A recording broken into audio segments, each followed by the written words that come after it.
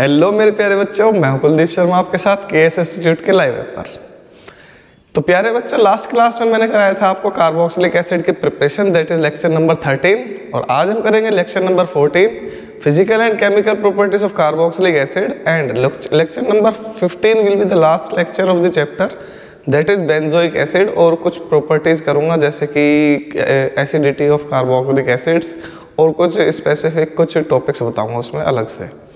तो 15 लेक्चर्स में मैं कोशिश करूंगा इस चैप्टर को ख़त्म करने की। इसके बाद एमाइंस करेंगे, एमाइंस पे थोड़े कम लेक्चर्स होंगे, एंड देन उसके बाद करेंगे हम बायोमोलिक्यूल्स। बायोमोलिक्यूल्स में अगेन 15 लेक्चर्स हो जाएंगे। ठीक है, तो चलिए बच्चे स्टार्ट करते हैं। Physical properties of carboxylic acids. तो फिजिकल प्रॉपर्टीज में जो मेन होता है ना ऑर्गेनिक केमिस्ट्री में, वो सबसे ज़्यादा मेन टॉपिक होता है बॉइलिंग पॉइंट। तो बॉइलिंग पॉइंट में से ही ज़्यादातर क्वेश्चंस आते हैं कि बॉइलिंग पॉइंट किसका कम होता है, किसका ज़्यादा। 4-5 कंपाउंड दे देंगे which of the following has higher boiling point. तो बॉइलिंग पॉइंट किसका ज़्यादा होता है, किसका कम होता है, इसका रीजन भी होता है इसके साथ।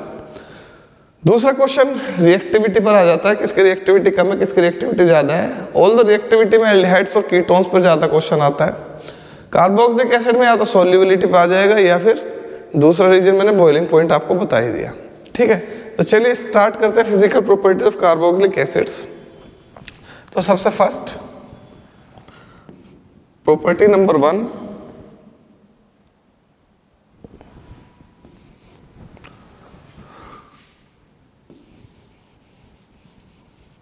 Carboxylic acids up to 9 members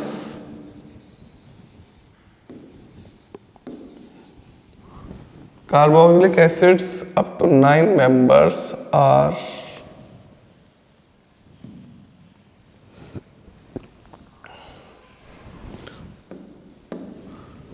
carboxylic acids up to 9 members are colorless liquid। Colourless liquid, ये हो गया इसके physical state. And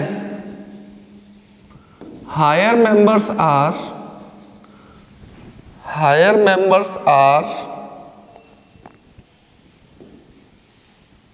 wax like solids. तो 9 मेंबर्स तक तो है कलरलेस लिक्विड, और इससे ऊपर के होते हैं वैक्स लाइक सॉलिड्स। ठीक है, first property. Number 2, boiling point. Boiling point of carboxylic acids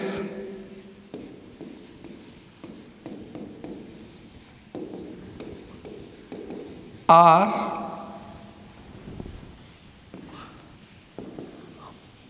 higher than. तो जितने भी कंपाउंड्स मैंने अभी तक पढ़ाए हैं, सबसे ज्यादा बॉइलिंग पॉइंट होता है कार्बोक्सिलिक एसिड का। इसका रीजन होता है due to intermolecular hydrogen bonding. Carboxylic acids are higher than haloalkanes. Haloalkanes से ज्यादा, क्योंकि हेलोएल्केन्स में तो होता है डाइपोल डाइपोल इंटरेक्शन। हेलोएल्केन्स से भी ज्यादा, एल्डिहाइड से भी ज्यादा, कीटोन्स से भी ज्यादा, हाइड्रोकार्बन से भी ज्यादा, एंड इवन एल्कोहल से भी ज्यादा। ऐसा होता क्यों है कि सबसे ज्यादा क्यों है इसका boiling point? So this is due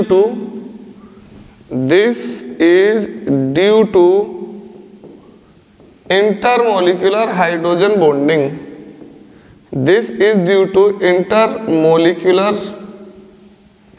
hydrogen bonding। तो भैया इंटरमोलिकुलर हाइड्रोजन बॉन्डिंग की वजह से कार्बोक्सिलिक एसिड का बॉइलिंग पॉइंट होता है सबसे ज्यादा। ठीक है, अब बॉइलिंग पॉइंट तो हो गया सबसे ज्यादा। तो अब ये बॉइलिंग पॉइंट, सॉरी, ये जो हाइड्रोजन बॉन्ड है तो अल्कोहल में भी है, तो इसका बॉइलिंग पॉइंट अल्कोहल से ज्यादा क्यों है? So the hydrogen bond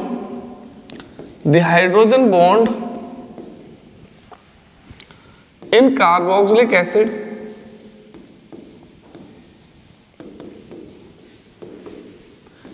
is stronger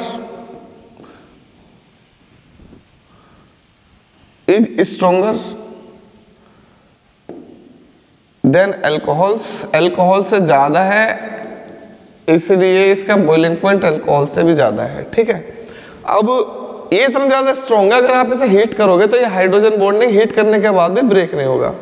so this hydrogen bond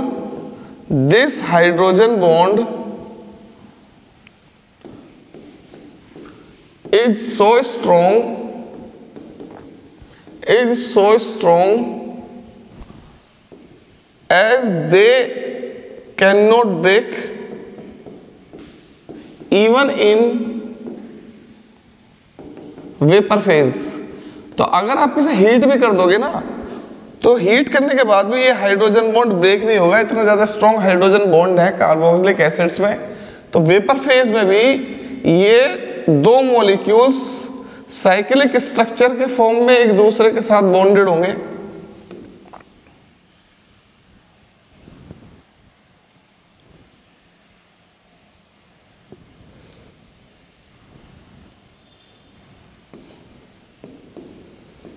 यह कार्बोक्सिलिक एसिड का वन मॉलिक्यूल और ये कार्बोक्सिलिक एसिड का सेकंड मॉलिक्यूल।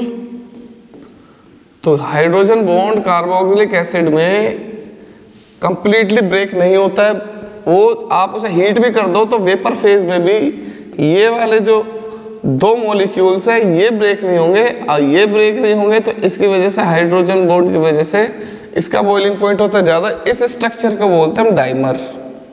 ये जो साइक्लिक स्ट्रक्चर बनते हैं टू मॉलिक्यूल्स की कार्बोक्सिलिक एसिड की, इस स्ट्रक्चर को बोलते हैं डाइमर। ठीक है, तो ज़्यादा एक्सटेंसिवली हाइड्रोजन बॉन्डेड होता है, more extensively hydrogen bonded. Next point, solubility.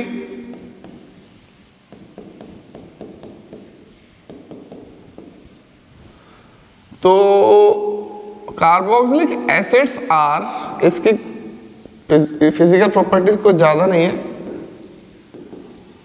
Soluble in water. अब वाटर में सॉल्युबल है, क्यों है?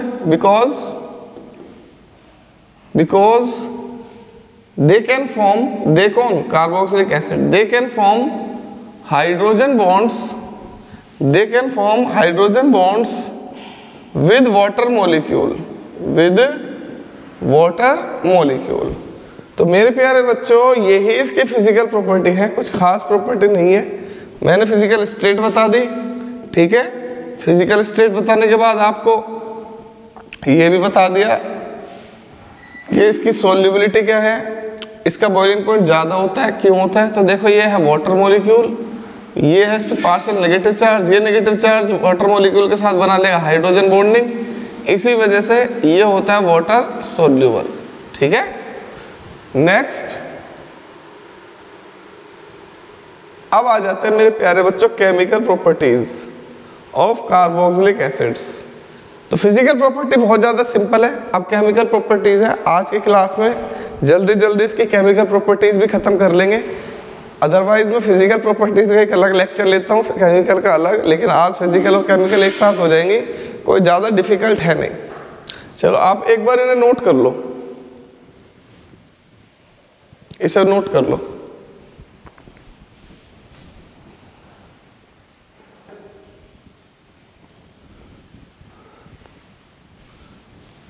सॉल्युबिलिटी का तो कोई ज़्यादा खास मैटर है नहीं, ऑक्सीजन एटम है, जब ऑक्सीजन एटम है तो इसका मतलब सॉल्युबल होगा।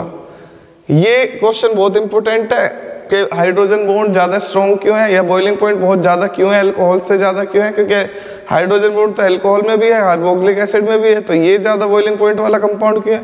क्योंकि दो मॉलिक्यूल जब भी इसके रह जाते हैं वेपर फेज में भी, बस, बाकी इसमें कुछ इतना खास है नहीं। चलो, तो केमिकल रिएक्शंस, तो अगर सोडियम से कार्बोक्सिलिक एसिड की रिएक्शन कराएंगे तो कार्बोक्सिलिक एसिड तो एसिड के नेचर में, तो एग्जाम में अगर क्वेश्चन आ गया कि एसिडिक नेचर को प्रूव करने के लिए 2 केमिकल रिएक्शन लिखो, तो इसको आप इसके एसिडिक नेचर से भी रिलेट करके लिख सकते हैं। Acidic nature of carboxylic acids, ठीक है। तो व्हेन, आपको पता ही है ये बात तो ऑलरेडी, कि अगर किसी भी एसिड की रिएक्शन सोडियम मेटल से या मेटल से कराएंगे, किसी भी एसिड की रिएक्शन मेटल से आप कराओगे, it will give salt plus hydrogen gas. तो बिल्कुल सेम रिएक्शन होगी when carboxylic acids treated with sodium metal, salt of carboxylic acid is formed. Sodium salt of carboxylic acid is formed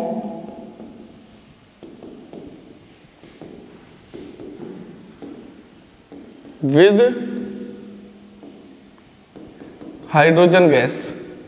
तो मेरे प्यारे बच्चों, अब ध्यान से देखो कार्बोक्सिलिक एसिड के स्ट्रक्चर को। इसमें 2 ग्रुप होते हैं, एक तो होता है कार्बोनाइल ग्रुप और एक होता है OH ग्रुप। अब ये OH ग्रुप वाली भी रिएक्शन देगा सारी और कार्बोनाइल ग्रुप वाली भी रिएक्शन देगा सारी। तो इसमें 2 फंक्शनल ग्रुप की प्रॉपर्टी होती है, 2 फंक्शनल ग्रुप की केमिकल रिएक्शंस हैं इसकी। तो कार्बोक्सिलिक एसिड को अगर आप ट्रीट कराओगे सोडियम मेटल के साथ, तो ये दोनों वाली रिएक्शन देगा। तो अल्कोहल वाली रिएक्शन अगर आपको याद हो, तो अल्कोहल भी सोडियम मेटल के साथ रिएक्ट करके क्या बना रहा था, सोडियम एल्कोक्साइड। तो ये है कार्बोक्सिलिक एसिड और ये है सोडियम मेटल, ये हाइड्रोजन को यहाँ से डिस्प्लेस कर देगा। तो ये जो प्रोडक्ट बनेगा आपका, इसका नाम है sodium salt of carboxylic acid. This is sodium salt of carboxylic acid.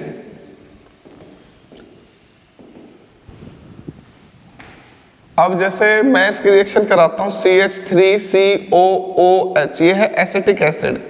इसकी रिएक्शन सोडियम मेटल से कर दो, answer will be sodium acetate plus hydrogen gas. This is the sodium salt of acetic acid. Sodium salt of acetic acid, ये carboxylic acid बोल लो, ठीक है बेटा, very good. चलो next, reaction with sodium hydroxide. जब सोडियम के साथ पता है तो सोडियम हाइड्रोक्साइड के साथ पता है, तो व्हेन सेम रिएक्शन है, carboxylic acids reacts with NaOH। NaOH क्या है, बेस है, तो salt is formed. Salt is formed कैसे पता सॉल्ट बनेगा, कार्बोक्सिलिक एसिड का नेचर कैसा है, एसिडिक। अभी कार्बोक्सिलिक एसिड की एसिडिटी के लिए एक अलग से लेक्चर लेके आऊंगा, बिल्कुल सेपरेटली, आधा घंटा का कम से कम। तो अभी मैं केमिकल रिएक्शन और प्रिपरेशन खत्म कर रहा हूँ, उसके बाद बेंजोइक एसिड का एक लेक्चर आएगा, तो उसके बाद एक दो लेक्चर और आएंगे, इसके कुछ अलग से टॉपिक कराऊंगा। Acid plus base, it will always give salt plus water. चलो तो बेटा, एसिड क्या होगा हमारे पास, RCOOH। बेस क्या होगा हमारे पास, NaOH। तो एसिड और बेस की रिएक्शन होगी तो सॉल्ट बन जाएगा RCOONA और OH और H2O। तो सपोज करो मेरे पास है एसिटिक एसिड CH3COOH, इसकी रिएक्शन करा दो NaOH से, तो ये एसिटिक एसिड, ये है सोडियम हाइड्रोक्साइड, तो ये बन जाएगा सोडियम एसिटेट प्लस H2O। इसका नाम है सोडियम एसिटेट। अगर आप देखते भी रहोगे ना बस, तो भी आपको लर्न हो जाएंगे ये रिएक्शन, इतने अच्छे से मैं आपको बता रहा हूं। अदरवाइज ये कभी आपको याद भी नहीं हुई होंगी पहले। रिएक्शन विद एल्कोहल्स, तो एल्कोहल के साथ कार्बोक्सिलिक एसिड की रिएक्शन को बोलते हैं हम एस्टरिफिकेशन। एस्टरिफिकेशन, और ये रिएक्शन बहुत ज्यादा इंपॉर्टेंट है। एस्टरिफिकेशन बहुत ही ज्यादा इंपॉर्टेंट है। So this reaction is used to detect COOH in a given compound। तो अगर आपको कोई कंपाउंड दे दिया और पूछा इसमें COH है नहीं है तो कैसे पता लगाओगे? ऐसे पता लगाओगे। तो when carboxylic acids, when carboxylic acids treated with alcohols, treated नहीं, heated with alcohols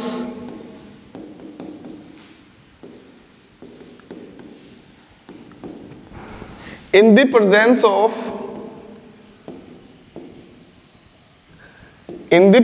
of H2SO4, H2SO4 की प्रेजेंस में, तो क्या बनेगा? Esters are formed, esters are formed having sweet fruity smell. तो फ्रूटी स्मेल होती है, अगर फ्रूटी स्मेल वाला कोई कंपाउंड बना तो इसका मतलब कार्बोक्सिलिक एसिड है उसमें, अगर नहीं बना तो नहीं है। इसकी दूसरी रिएक्शन, मतलब दूसरी बात ये है इस रिएक्शन की, this is a reversible reaction, this is a reversible reaction. तो ये एक रिवर्सिबल रिएक्शन है। अगर आपने इसमें से प्रोडक्ट जो बन रहा है उसको बाहर नहीं निकाला तो ये वापस से रिएक्टेंट बना देगा। तो देखो जैसे ये RCOOH प्लस R-OH, ये है कार्बोक्सिलिक एसिड, ये है अल्कोहल। तो इन दोनों की रिएक्शन अगर H2SO4 के प्रेजेंस में कराओगे, हीट करोगे अगर आप इसे, तो ये बना देगा RCOOR- plus H2O। So you have to remove ester as soon as possible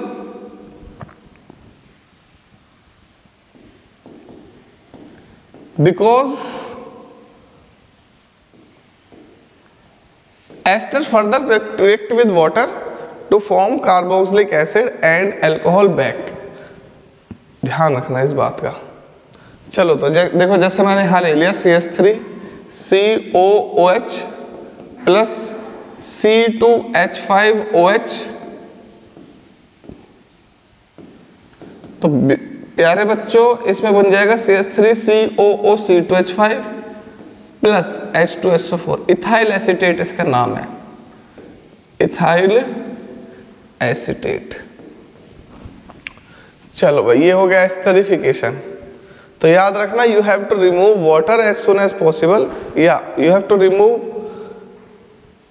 ester as soon as possible to prevent the formation of alcohol and carboxylic acid back. चलो नोट कर लो इसे।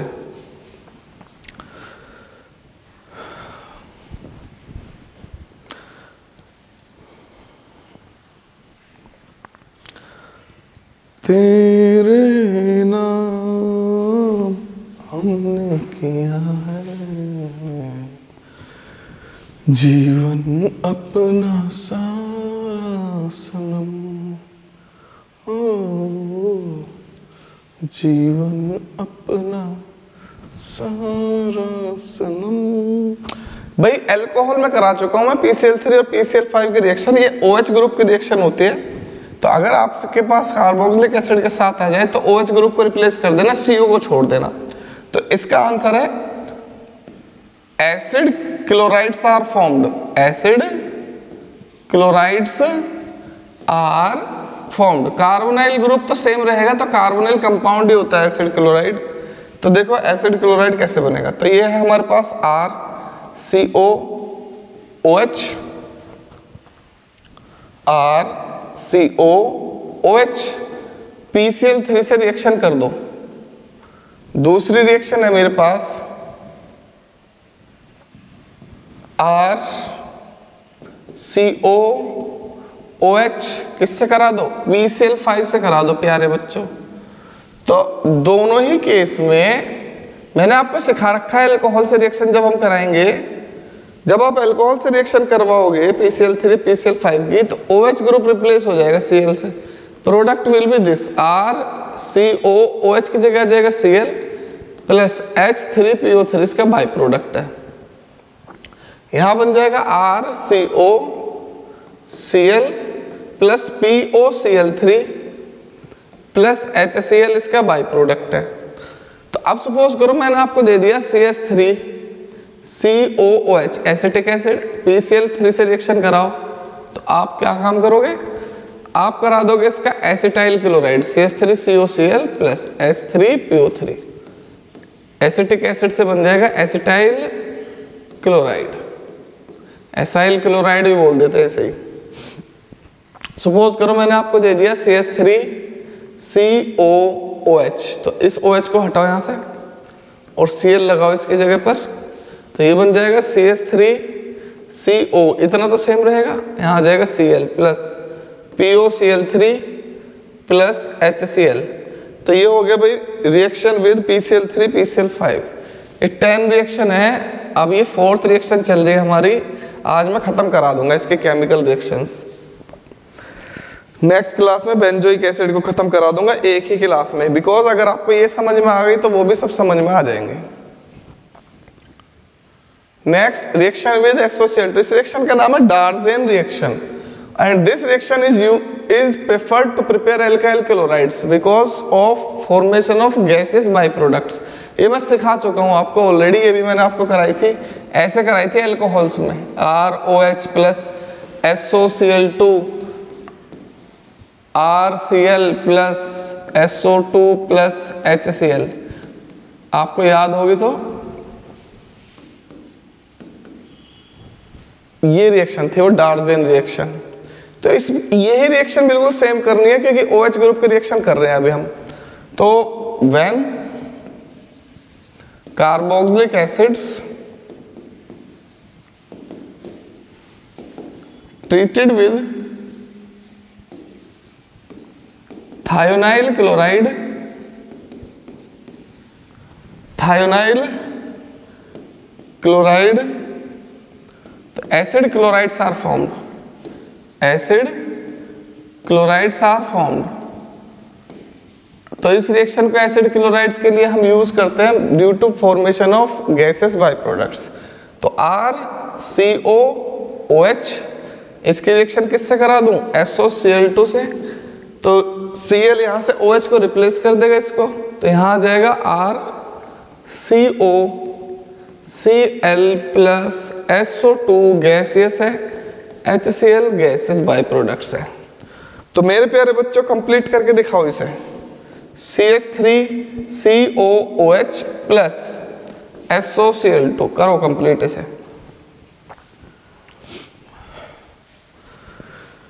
तुमसे मिलना बातें करना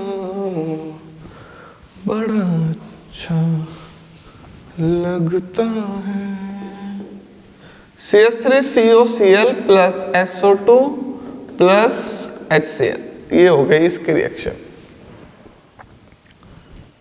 next reduction, lithium aluminium hydride है reduction. तो हमारे पास है कार्बोक्सिलिक एसिड, अगर कार्बोक्सिलिक एसिड का strong reducing agent lithium aluminium hydride से आप रिडक्शन कराओगे तो पहले तो ये एल्डिहाइड में कन्वर्ट हो जाएगा, फाइनली ये बनाएगा RCH2OH primary alcohol.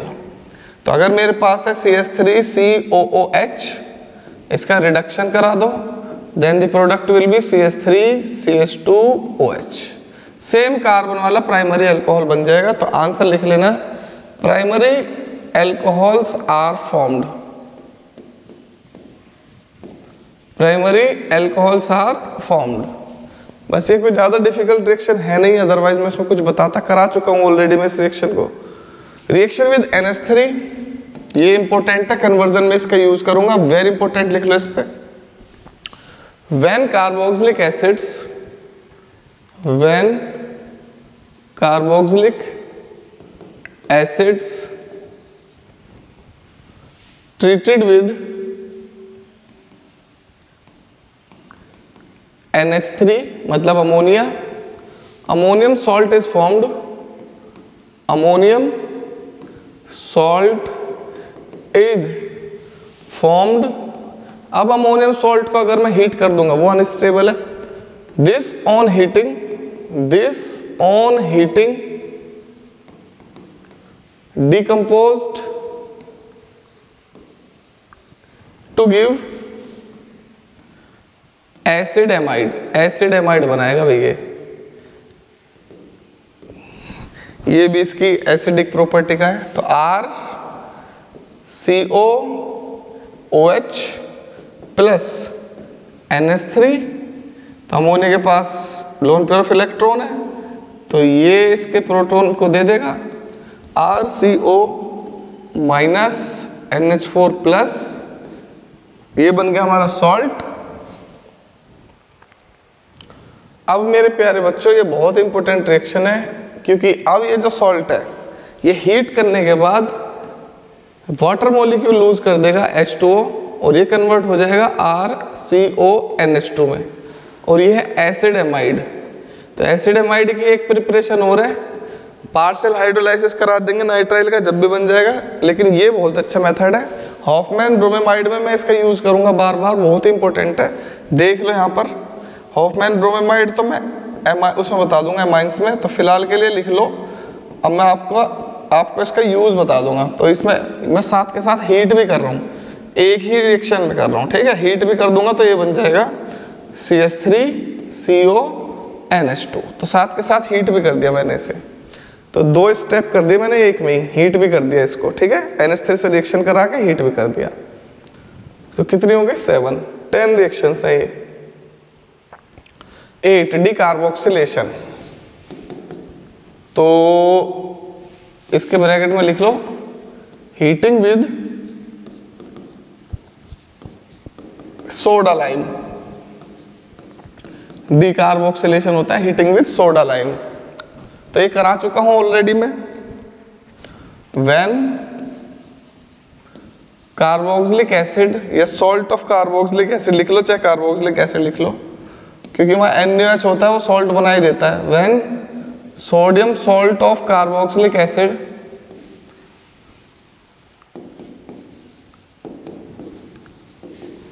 Heating with soda lime. Soda lime होता है mixture of NaOH plus CaO। Alkanes are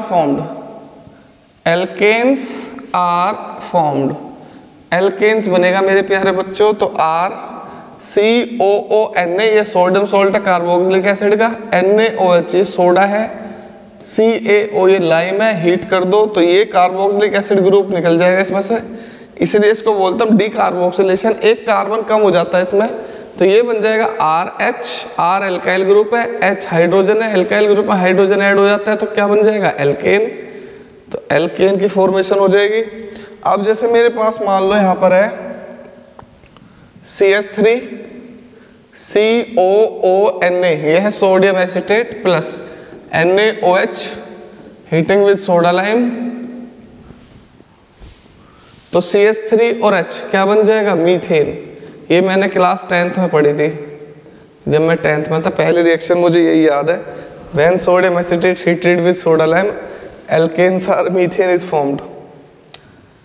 चलो कर लेना इसे। Formation of anhydride, when carboxylic acid heated with P2O5, two molecules undergoes condensation to give anhydride. तो मेरे प्यारे बच्चों कार्बोक्सिलिक एसिड के अगर 2 मॉलिक्यूल को आप P2O5 के साथ हीट कर दो, RCOOH ये एक मॉलिक्यूल है, R-CO OH ये दूसरा मॉलिक्यूल है, तो दोनों मॉलिक्यूल को जब आप हीट करोगे तो होगा क्या, डिहाइड्रेटिंग एजेंट ले सकते हो आप, कोई सा H2SO4 भी ले सकते हो। तो यहां से H और OH दोनों बाहर निकलेंगे, तो ये बन जाएगा RCO, नीचे क्या बचेगा R-CO, और दोनों के बीच में क्या बचेगा, एक ऑक्सीजन प्लस H2O। तो ये जो कंपाउंड बना इसका नाम है एसिड एनहाइड्राइड, एनहाइड्राइड। तो अब इसकी एक रिएक्शन आप खुद लिख के दिखाओगे, मुझे बताओगे क्या बनेगा प्रोडक्ट। अगर मैं एसिटिक एसिड को हीट कर दूं P2O5 के साथ, प्रोडक्ट बताओ क्या बनेगा। What will be the product when acetic acid heated with P2O5?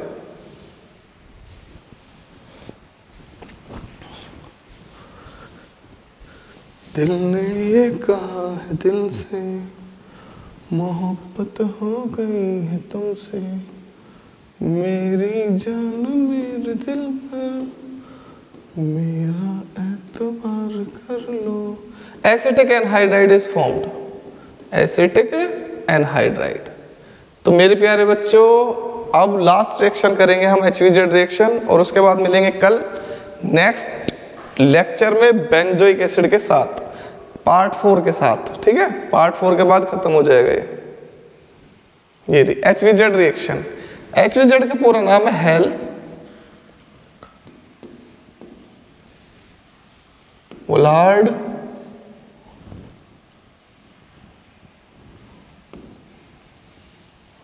Zelensky reaction, इसका पूरा नाम है HVZ रिएक्शन। तो when carboxylic acid heated with halogens Cl2 or Br2 in the presence of red phosphorus, तो alpha halogenated acids are formed, alpha halogenated acids are formed. तो ये reaction बहुत ज्यादा इंपॉर्टेंट है मेरे प्यारे बच्चों। देखो तो RCH2COOH ये कार्बोक्सिलिक एसिड है, ये अल्फा हाइड्रोजन जिस पे होगा ना उसमें ये वाली रिएक्शन होगी, अदरवाइज नहीं होगी। तो यहाँ पर देखो अल्फा हाइड्रोजन है, अगर आप इसके रिएक्शन करा दोगे क्लोरीन से रेड फॉस्फोरस के प्रेजेंस में, तो ये वाला एक हेलोजन यहाँ से अल्फा हाइड्रोजन को रिप्लेस कर देगा, ये बना देगा RCHClCOOH।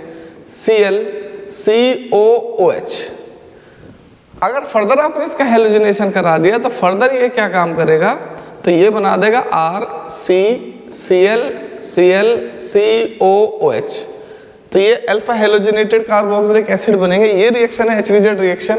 सपोज करो मैंने आपको दे दिया लो बेटा CH3COOH, इसकी रिएक्शन करो क्लोरीन के साथ रेड फॉस्फोरस के प्रेजेंस में, तो आप कहोगे सर यहां से हटाऊं Cl, आप हटाओगे अल्फा कार्बन के अल्फा हाइड्रोजन को, तो ये पहले बन जाएगा CH2Cl COOH। हाँ ये रिएक्शन फर्दर भी चलेगी, अगर आप इसे फर्दर प्रोसीड होने दोगे तो ये रिएक्शन फर्दर जब प्रोसीड होगी तो ये फर्दर बनाएगी CCl2, अभी एक H बचा इस पे, COOH, और अगर आपने फर्दर करा दिया इसके क्लोरीन से रिएक्शन तो ये बना देगा final product trichloro acetic acid, और यहां से HCl हमेशा बाहर निकलता है, ठीक है।